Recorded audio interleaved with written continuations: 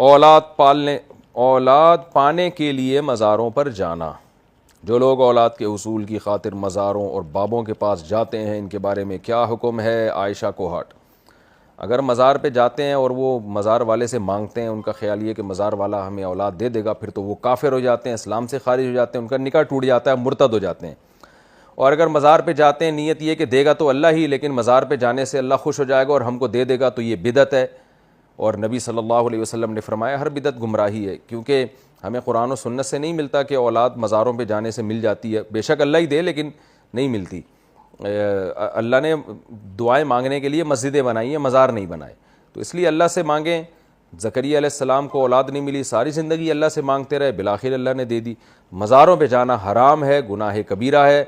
اور اگر یہ نیت ہے کہ اللہ نے اس بابے کو اختیار دیے ہوئے ہیں مجھے اولاد دینے کا، پھر تو کافر ہو جائیں گے، اسلام سے خارج ہو جائیں گے. ایسے شخص کو مسلمانوں کے قبرستان میں دفن کرنا جائز نہیں.